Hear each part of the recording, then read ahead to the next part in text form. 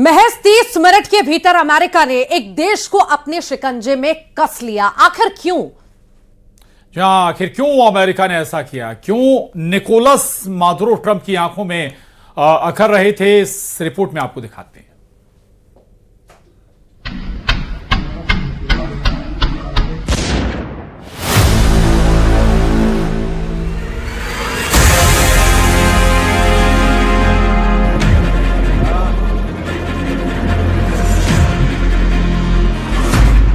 क्यों मादुरो को दुश्मन मानता है ट्रंप प्रशासन? क्या है वेनेजुएला पर हमले की chronology?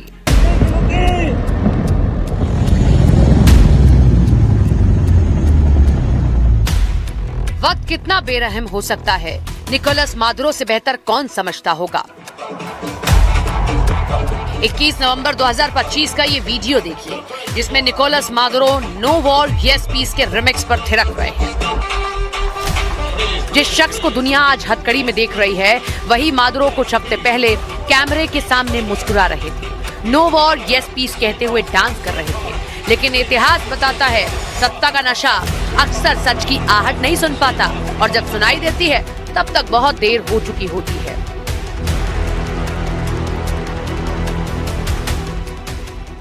We're going to run the country until such time as we can do a safe, proper, and judicious transition. So we don't want to be involved with having somebody else get in, and we have the same situation that we had for the last long period of years.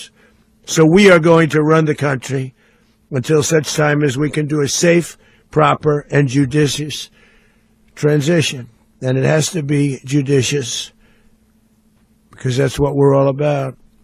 We want peace, liberty, and justice for the great people of Venezuela. लेकिन Nicolas Maduro के लिए ये हालात आखिर अचानक कैसे बदले? Venezuela पर हमले की क्रोनोलॉजी क्या है? इसे समझने के लिए हमें इतिहास की परतों में झांकना होगा। वेनेजुएला में पनपे इस हालात की जड़ें सालों पीछे जाती हैं। 2013 में हाइगो चावेज की मौत के बाद मादुरो सत्ता में आए, लेकिन उनकी वैधता शुरू से ही सवालों में रही। 2018 के चुनावों को अमेरिका और कई पश्चिमी देशों ने मान्यता नहीं दी। इसके बाद अमेरिका ने वेनेजुएला पर कड़े आर्थिक प्रतिबंध लगाए, खासकर तेल सेक्टर पर। वॉशिंगटन का आरोप रहा कि मादुरो सत्ता बचाने के लोकतांत्रिक संस्थाओं को कमजोर कर रहे हैं। 2020 में अमेरिका ने मादुरो पर नार्को टेररिज्म और ड्रग्स तस्करी के आरोप लगाए और इनाम घोषित किया। तनाव लगातार बढ़ता गया। वेनेजुएला रूस, चीन और ईरान के करीब जाता गया और अमेरिका इसे अपने रणनीतिक हितों के लिए खतरा मानने लगा। यहीं से टकराव खुली टकराहट की तरफ बढ़ गया। फिर वो हुआ जिसकी आशंका शायद किसी को नहीं थी। आधी रात में अमेरिका की डेल्टा फोर्स ने एक बेहद ही सधा हुआ ऑपरेशन शुरू किया। ये ऑपरेशन पूरी तरह गोपनीय था। कराकास के कुछ हिस्सों में अचानक बिजली गुल हो गई, संचार व्यवस्था ठप पड़ने लगी। अमेरिकी डेल्टा फोर्स ने मादुरो के संभावित सुरक्षित ठिकानों को घेर लिया।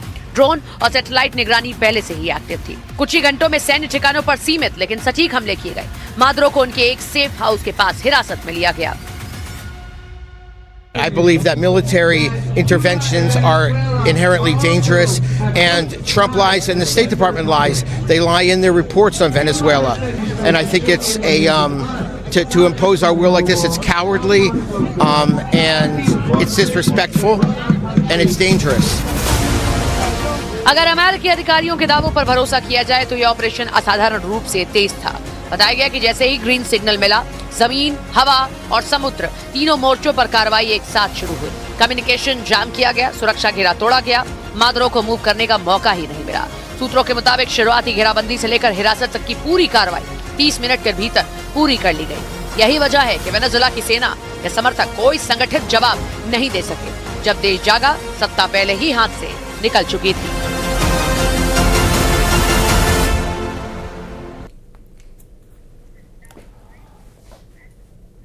नया साल और एक और जंग, जिसने वर्ल्ड वॉर 3 की चिंगारी सुलगा दी।